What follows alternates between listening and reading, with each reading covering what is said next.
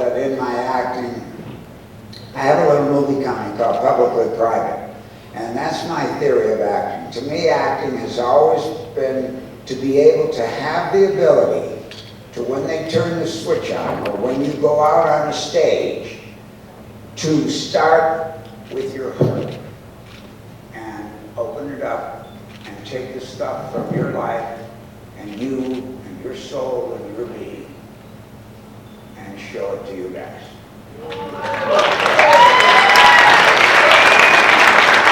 And that's what Publicly Private means. And with that said, and about honesty, I came with Nebraska to Telluride 2 years ago.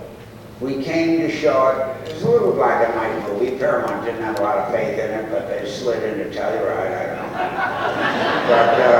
know. But we had 2 scheduled showings. We left 5 days later after 14 showings. And the people just got it. And the reason it took us 10 years to make it was because Brad Gray and a guy named Adam Goodman, who were the head at Paramount, one of them felt that I shouldn't play the lead, and it will never be made in black and white by this studio. Every time Alexander would bring it up again to them, they said no to me. Finally, Alexander said, I won't make a movie without him because he's the only guy who can do what I need him to do in the film. And Brad Gray said, oh, really? And just what is that? What is he doing? Besides playing every sick asshole that ever lived.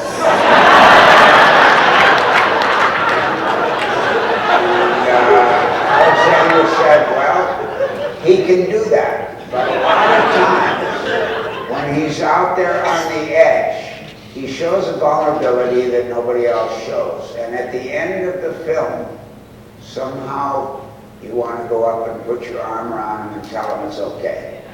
And that's why he has to be in my film. And they said, okay, you can have him, but no black and white. And we said, what do you mean, no black and white? I mean, Alexander saying it has to be made in black and white.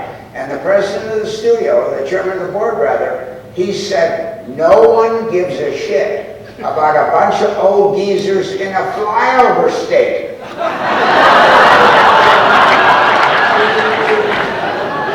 And look what happened. And Alexander lives in Omaha.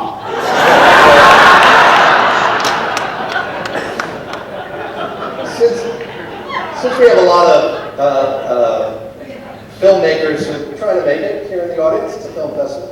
I was wondering if you would tell the story about the first break that you got in New York for your first film, taking the summer off because you were told, oh no, the casting director's taking the summer off, and kind of how that came about, because it's very inspiring. You mean The Hustler? No. When you took the summer off and came back because you were told, oh no, she's gone, and then we've been looking for you. Oh yeah, so when I left Philadelphia, I was very disappointed that I didn't make the Olympic team finally. I was good, but I was probably 8th or 9th best in America. And America that year in the Olympics at 800 meters finished 1st, 4th, and 5th. So, and where I ran at Penn, every one of these pricks went to college within the area I was. Tom Courtney went to Fordham, he won it. Arnold Soule went to Pittsburgh. And Lon Spurrier went to St. Joseph's in Philadelphia, a Catholic school. So anyway, I found a little dramatic school in Philadelphia, and the only graduate they had that anybody had ever heard of was Charles Bronson, Ann Sheridan, and Richard Basehart. And Richard Basehart was the guy in Moby Dick who told the story, played Ishmael. And Ann Sheridan was a movie star of some note and a very attractive name. And after 2 weeks, I realized I was in the wrong place. I realized you had to do 3 things. You had to go to New York, you had to try and become a member of the Actors Studio, and and you had to work for Mr. Kazan. Well, I went to New York,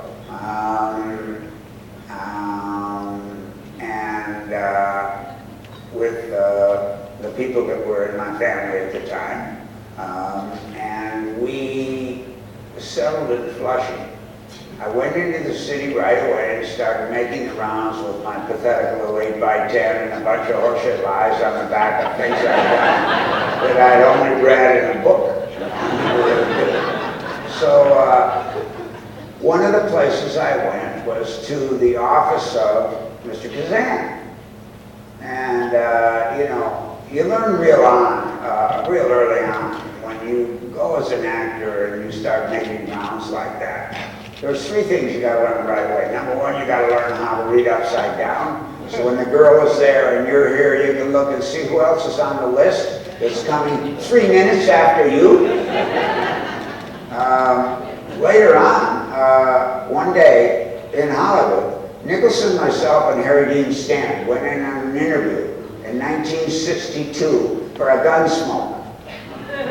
And the casting director was Lynn Stallmaster, who was as big as it got. As big as it got. And stayed big. And Jack had been in, he came out. Jack was at 310. I was at 312, and Harry Dean was at 315. So they gave me 3 minutes. I go into Stallmaster's office, and he is on the phone. I went to his desk, I grabbed his fucking phone, I slapped it down, and I said, I got 2.5 minutes left of my life. And if you're looking for a girl to get for this evening, I'll find you one 20 minutes from now, you'll never do better, so just shut up about that. And he said, you are the rudest person I've ever seen. You take that guy that just walked out of here, who I don't know what he's on. And the old man with the Harry Dean was 40, 38. And the old man outside there, you can all get the hell out of my office. And he said, as I walked toward the door, I mean, I was shocked. And as I walked toward the door, he said to me, yeah, let me know when you're in something. And excuse my language, I mean, I'm a rake, you know, so. But he said, let me know when you're in something. I said, hey, bud, I'm in your fucking office.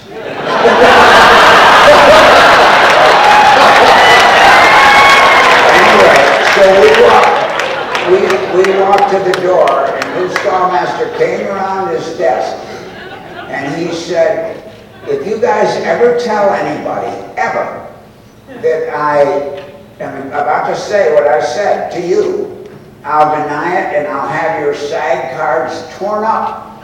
We thought they could do that, you know, you have a SAG card tear up so you can never work again.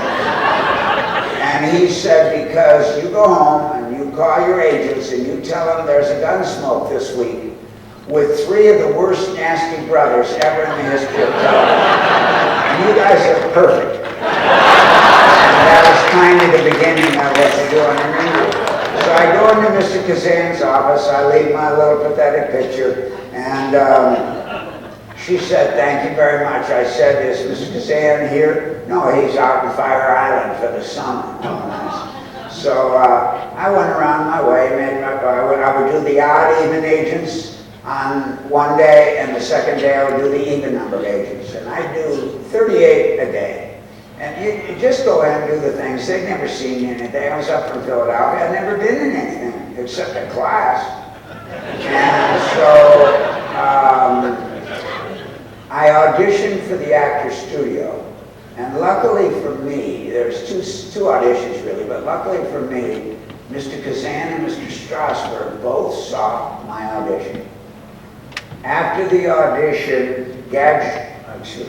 Kazan, we call him Gage.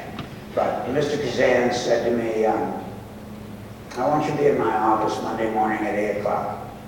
I said, 8 o'clock? You don't come at 8 o'clock. Unless you're shooting, you're not shooting. He said, you had math in school, right?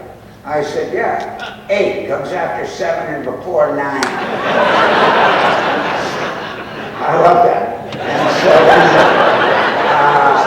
I went to his office, and he didn't come out then, but that's why I was. So I made my rounds, and I drove a cab I was there, and I had just divorced my first people and had met Diane Ladd, and but hadn't done nothing with her. I just met her, and she was, if you see Laura come kind of haunted looking through a door, well, that's what Miss Diane looked like at 16 years old. So anyway, I go back in September to leave another picture with this lady named Jo. And she said, "Where the hell have you been?" I said, "What are you talking about?"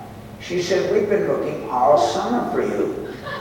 There's no address or phone number on the back of the picture." I said, "Who knew?" She said that your arrogance would just leave a picture and think we'd call and find you. So we couldn't find you. So anyway,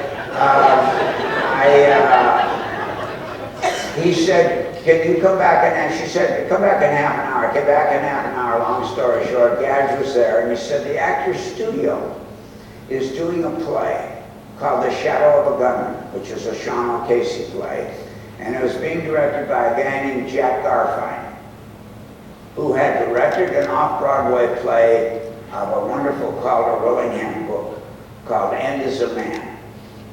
And the 7 guys in that, after that play, moved on to Broadway